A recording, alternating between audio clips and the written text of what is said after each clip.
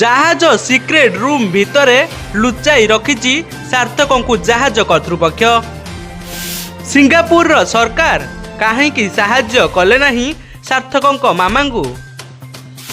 କାହିଁକି ନିରାଶ ହୋଇ ଫେରିଲେ ଓଡ଼ିଶା ସାର୍ଥକଙ୍କ ମାମୁଁ ଓ ମାମା?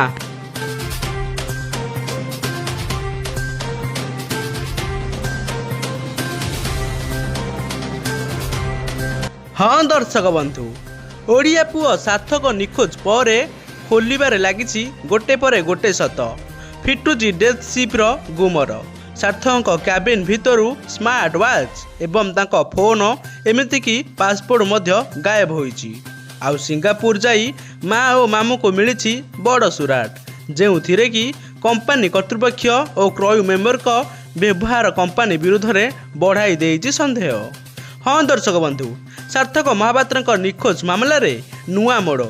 ଗତ ଫେବୃଆରୀ 3 ତାରିଖରେ ସାର୍ଥକ ମଝି ସମୁଦ୍ରରେ ନିଖୋଜ ହୋଇଯାଇଛନ୍ତି।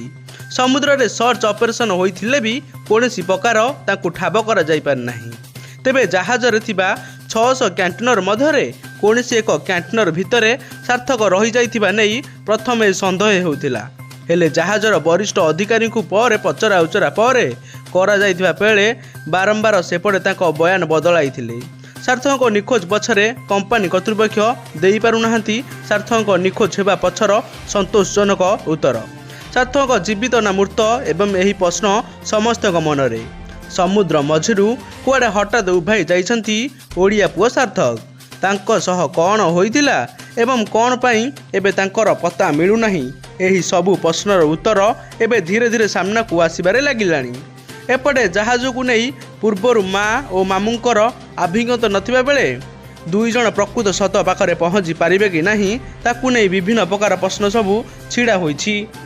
ଯଦି ସିଙ୍ଗାପୁରର ସରକାର ସାର୍ଥକଙ୍କ ମା ଓ ମାମୁଁଙ୍କୁ ସାହାଯ୍ୟର ହାତ ବଢ଼ାଇଥାନ୍ତେ, ତାହେଲେ ହୁଏତ ମାଟିଏ ନିଖୋଜ ପୁଅର ସନ୍ଧାନ ପାଇପାରନ୍ତା। ଏବେ ତ ବାସ୍ ଦେଖିବାକୁ ବାକି ରହିଲା କି ଏହି ସନ୍ଦେହ ଉପରୁ କେବେ ପରଦା ହଟୁଛି ଆଉ ସାର୍ଥକଙ୍କର କେବେ ଖବର ମିଳୁଛି।